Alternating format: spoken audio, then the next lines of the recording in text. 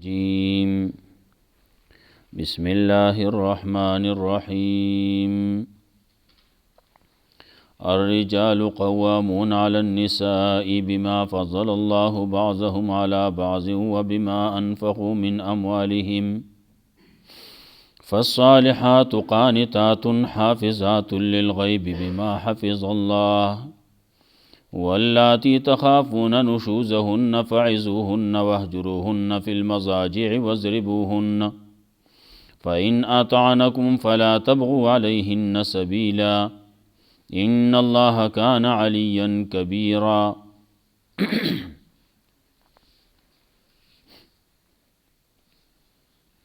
سورة النساء ولنی حصہ وا منگویش پاڑس احکام پکیری پاولنی حصہ کی تردیزا سوارلس احکام ذکر شو دیزینا پن لسم دے اور پسی بیا بلایت کی وَاعْبُدُوا اللَّهَ وَلَا تُشْرِكُوا بِهِ شَيْئًا اغی سربا پن لسم حکم ذکر کئی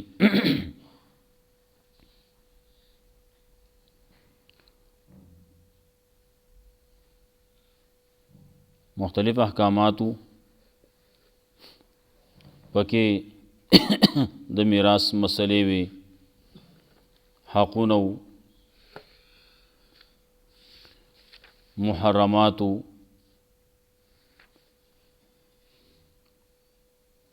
دارنګه ولا تمنوا ما فضل الله مخکیم ذکر کړه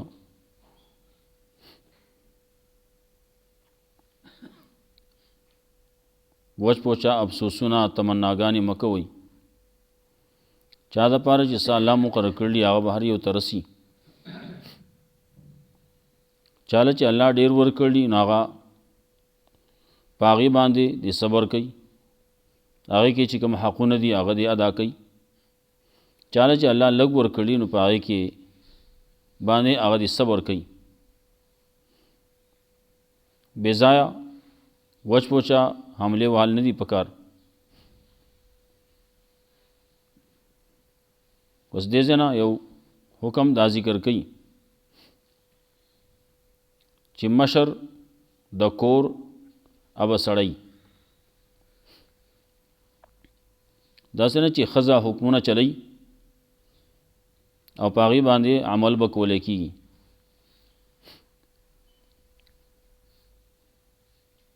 د کور اولنې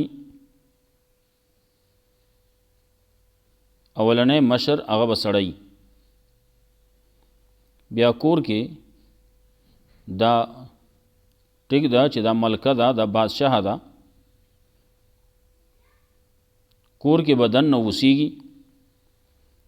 کور کې دن نه معاملات به بیا دا سنبالي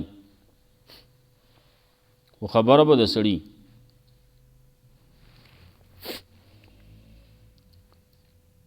د امامت صغرا او امامت کبرا د دې دواړو حقدار د سړی دی خزبه په چار دیواری کې دن نه دا به بهر ته نه راوځي دا به منبر کېږي نه دا به اخواته برا حکامو ته بادشاہت ته دا به نه رسي دارنګه کور کې دن نه دا ښکته یو امامت دا بل لے جماعت امامت تے نو امامتی دا خزه نشي کولای سړو د پاره خو بالکل نشي کولای زنانو د پاره بیا علماء لیکلی چې اجازت وتا په بعضی مخوکی کې دیشي لیکن بیا هم مکروه دي خنه دي چې خزه د امامتی کوي ځان لچ کوي نو خدا لیکن کله کله داسي خزه قران کریم یاد کړی دغه قران کریم دا اورولو د پاره بل څه لار نه نو تراو کې اوري په نفلو کې اوري نو بیا هم په داسې ځای کې به اورئ چې بهر ته आवाज نه وځي، نو هغې کې بیا اجازت سره د کراهت نه شتي.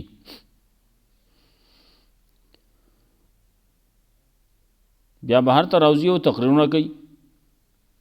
منبر ته خیږي او یا پکې جمعې هم پړاوئ، دا خو د سره جایز نه دي.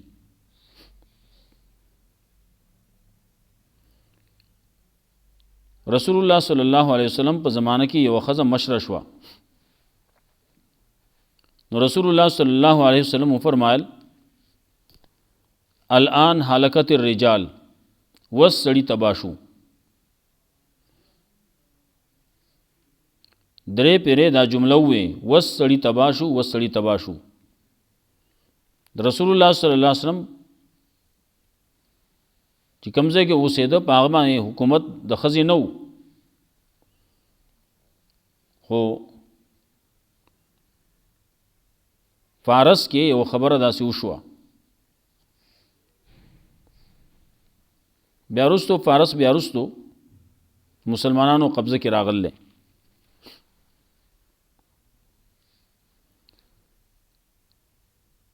دارنګې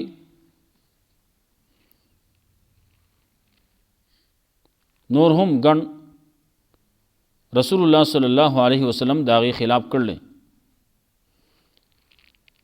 یو روایت کې راځي اذا وسد الامر الى غیر اهله فانتظر الساعه، کله چې نا اهلو ته معاملات حواله شو نو د قیامت انتظار کوي. دارنګه رسول الله صلی الله علیه وسلم یو پیری دام فرمایلیو چې ستاسو امور چې کله هغه د سړو په لاس کې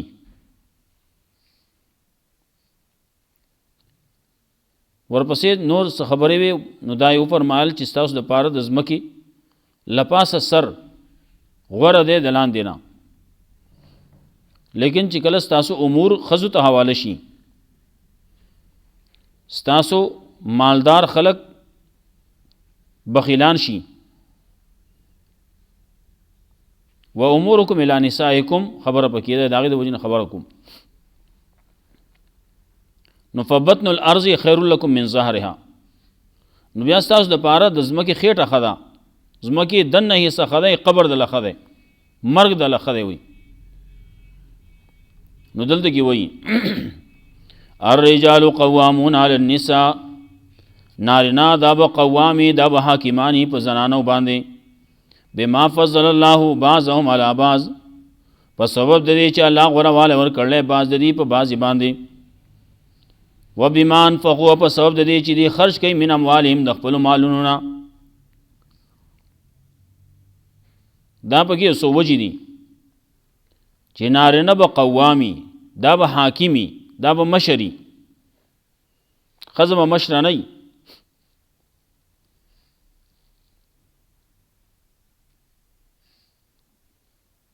فالصالحات قانتات،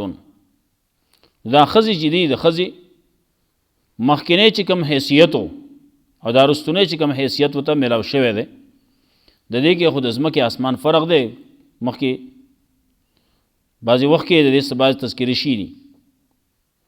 ښځه خو چا په سر د سره په انسانیت کې نه حسابوله، چې کله دین اسلام راغی نو هغې راواغسته د حیوانیت نه او د انسانیت په صف کې ودروله. خلک خبره کوي وایي د نوک ځای بیا مومي نو څوک پکې ورمنډي،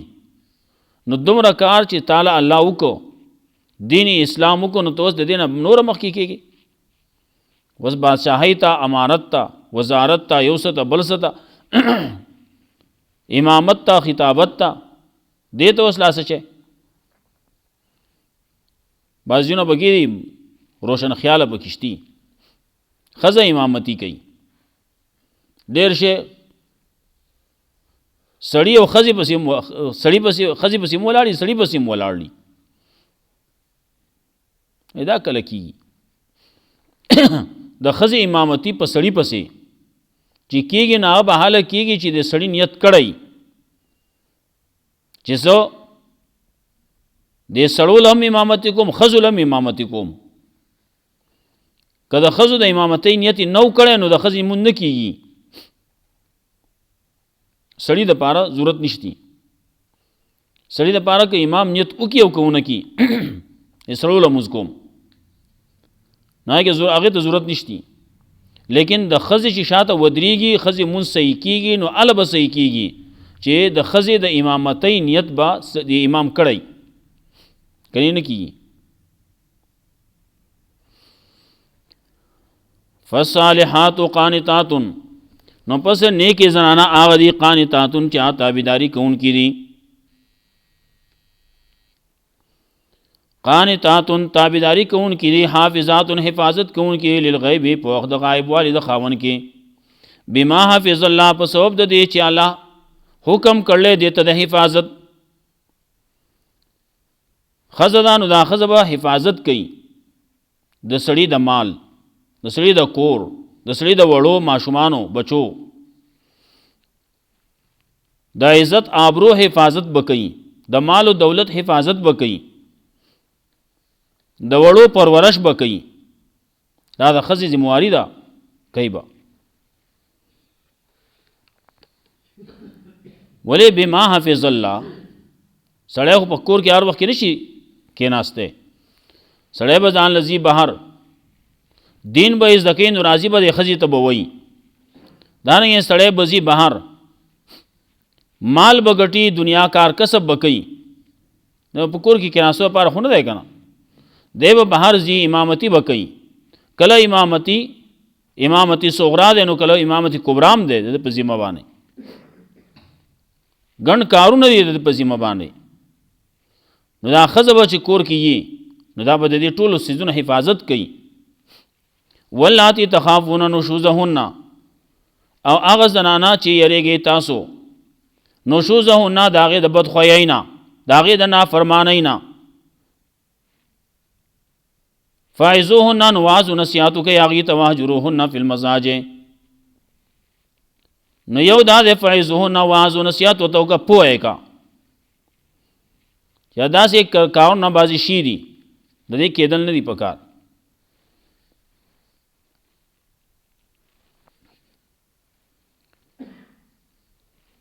دین باندې پوه کول پکار دي، قرآن او سنت باندې پوه کول پکار دي. کله که پوه شوه خو ښه ده، پوه نه شوه نو دویم سټیپ بیا دا دی چې واهجروهن فی المضاجع ورانه ورسره وکړه. واهجروهن فی المضاجع جداواله اختیار کوي د هغې نه په بسترو کې. دا نه چې ورانه ورسره وکړې ته کور وځي بهر ته زه لاړم هر نیت باندې چې هر چاته چې دغه بیا ناجایز وي. ولې کور کې ورانه راغله نو ټول هر څه میدان هغې ته پاتې کېږي. میدان یې ورکړو چورلک پکې خوري که نه. نه فاعظوهن نن واعظ نصیحت ورته وکړه. واهجروهن فی المضاجع جداواله به اختیاری خو صرف په بستره کې بلې کمرې ته به هم نه وړئ. یې به دغه ځای کې خو شا کوه ته. واهجروهن فی المضاجع په دې باندې چې مونه شوه نو واضربوهن وهئ خو وهل داسې نه چې لوړ پسې راوالی او اندامونه وله مات کړي، لاس خپې وله مات کړي. نه لاس خپې مه ماتوه، دومره مه کوه.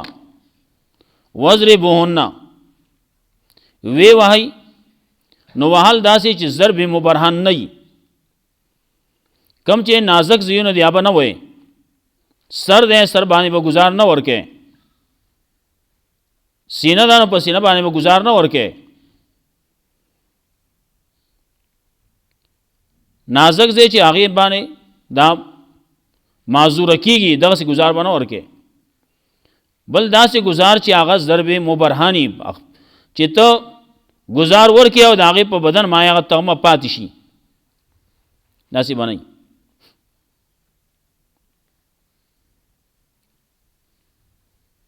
نو وضربوهن نو حال چې ښځې چې سپېړه ورکوي نو ښځې سپېړه ورکوي نو سو آی وایي نو هغه شان آی ګزار به وله ورکړي ښه دا د ښځې دپاره د هر څه نه غټ دي ښه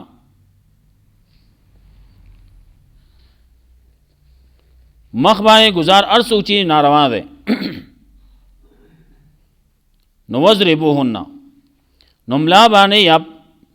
خلک وایي په پسته کې خو داسې نه په لوړ باندې ووایي لوړ باندې نه داسې ګزار ورکړي چې هغه اخوا ته وغورځېږي داسې هم نه ما ته دا خبره وکړه کله چې دا جنګ کی د جنکو چې جنګ کی یو بل سپېړه ورکړي نه هغه سپېړه څنګه وي هغه شان سپېړه به ورکړي که فإن اطعنکم نو که ستاسو خبره یې ومنله په دې خبرو باندې یو واز نصیحت دی بل هجران دی او بل دی وهل دې کې خبره ومنله نو فإن اطعنکم فلا تبغوا علیهن سبیلا نو مطلب کوئی په هغې باندې لار د طلاق لار د جدای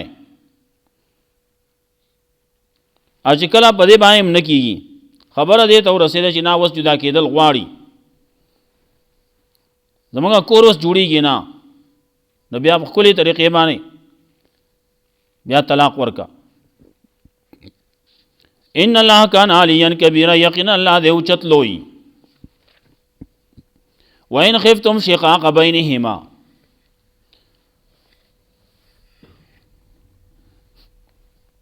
که یریږئ تاسو د جدای د دواړو نه شقاق وی شق چودلو ته چوي جو بس جدا کیږي نو دا مسلمانانو ته حکم دی وإن خفتم شقاق بینهما که یریږئ تاسو د جدای د دواړو نه فبعثوا حکما من اهله نو اولېږئ یو حکم د اهل د سړي نه وحکما من اهلها او یو حکم یو فیصله کوونکی یو جرګیز د ښځې طرف نه یو جرګیز دی د سړي طرف نه یو د ښځې طرف نه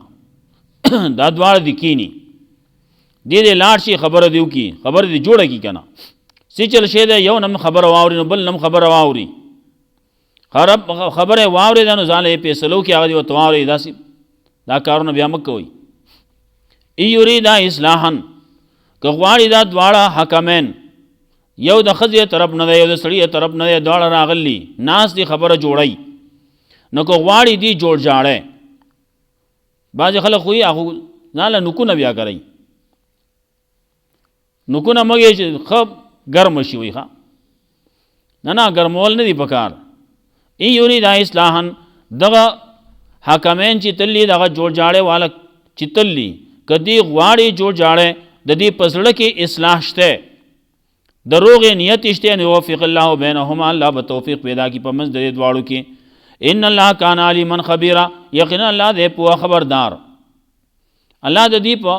حالاتو باندې پوه دی د دې په زړونو باندې الله پوه دی نو کله چې د دې په زړونو کې خبره ده نو الله به د دې په منځ کې اتفاق او اتحاد پیدا کی خبر به جوړ شي وعبد الله ولا تشركوا به شيئا بل حکم دیو بندگی کوي دا الله یو اومنه ولا تشركوا به شيئا او شریک ما جوړوي دا الله سره ایس وبالوالدین احسان امور پلار سره احسان کوي ابي دادا سره احسان وي وبالوالدین احسان کوي د مور پلار سره احسان کول دا ته چې وسره سکه نو دا هغې هغه څه چې دي پوره کېږي نه ښه د مور پلار احسان نه پوره کېږي وروسته به راځي سورت بنی اسرائیل کې بیا راځي ته به دعام کې ته به هر څه کې ته به خدمت کې ولاړ به لیکن د هغې خدمت د هغې احسان نشي پوره کولی د مور او پلار احسان نه پوره کیږي څومره دنیا کې خلق دي هغه دا غواړي چې ته د لو شیخ زمانه نه که ډېر ستا مخلصي نو هغه دې وایي ته د لو شی غټ شی خو زمانه نه ښه او مور او پلار داسې دی چې ته دې غټ شي زمانه دې غټ شي زمانه دې ستا عزت زیات شي مور او پلار دغه غواړي نو مور او پلار احسان چې دی هغه تا سره چې کوم څه کړلی هغه بې بدله کړلی ته چې کې د مور او پلار سره کې نو ته د څه وجې نه کې بچی چې کله د مور او پلار خدمت کوي څه کوي نو څه وجې نه کوي او مور او پلار چې څه کوي هغه بې بدله کوي بې وجې کوي د هغې هېڅ مقصد نور نه وي زما بچی دې لوی شي دی دې عزت واله شي دی دې تعلیم یافته شي دی دې غټې ډګرۍ حاصلې کړي نو ته به څه کوې وعبد الله د مور او پلار اول کې بندګي د الله نو هغه سره به شریک نه جوړوي وبالوالدین احسانا مور او پلار سره به احسان کې مور او پلار سره چې احسان کې مطلب دا دی چې د هغې ته به بدل نه غواړې لیکن اوس چې څومره کېږي خو بدل غواړي که نه ډېر خلک داسې دي د مور او پلار یې څه نشتي نو هغو سره څه نشته څه سیوله وله وکړم خو زه خپل کار دی ځان دې ګرځي که نه د مور او پلار خیال نه ساتي بله ورځ ما ویلي غټو ګناهونو کې پرون خبره تېره شوه غالبا غټو ګناهونو کې یو دا دی چې شرک دی دویم دی حقوق الوالدین د مور او پلار نافرمانی د مور او پلار نافرمانی دا په کبایرو کې دا غټ ګناهونو کې دا وبالوالدین احسانا الله وی منګه د مور او پلار په باره کې دا حکم کړل چې دې سره به احسان کې د دې خبره به منې ښه سلوک به سره کې لیکن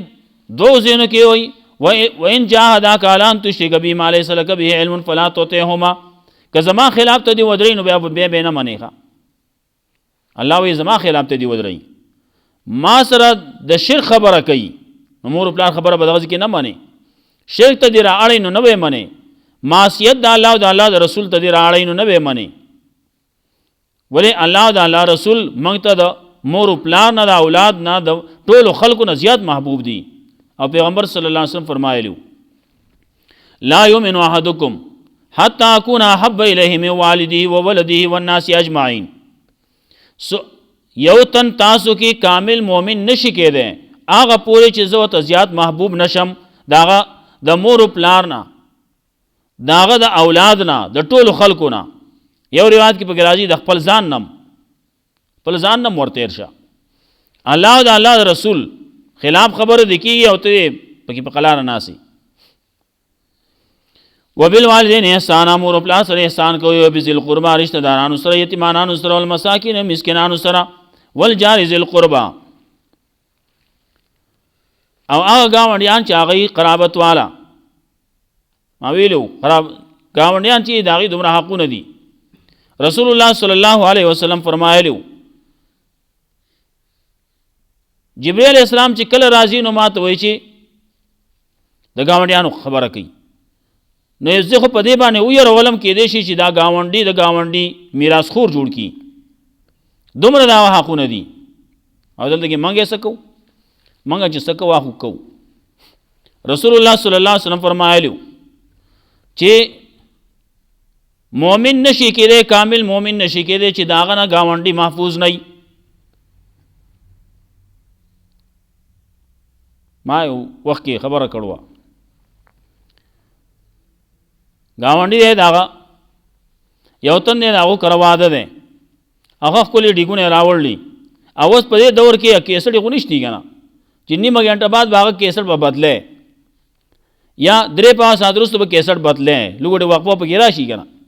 وقفه پکې نه راځي دغه وړوکی موبایل دی او په هغې کې په ګنټو باندې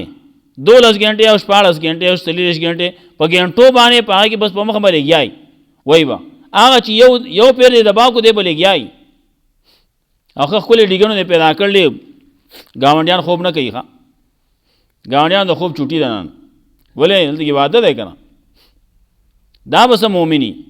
دا پیغمبر صلی الله علیه وسلم وایي مؤمن نه دی وایي ګاونډي د هغه د تکلیف نه محفوظ نه دی ګاونډي دې خوب نشي کولی دا مؤمن شو پیغمبر ورته وایي مؤمن نه دی نو. والجار الجنوبی والجار ذی القربا، هغه ګاونډي چې هغه قرابت والا دی، رشتہ دار هم دی، خپل هم دی، هغه ته دومره تکلیف دی. والجار الجنوبی، هغه ګاونډي چې هغه خاونده اړخ دی، ګاونډي خوا کې چې ګاونډي د ډډې،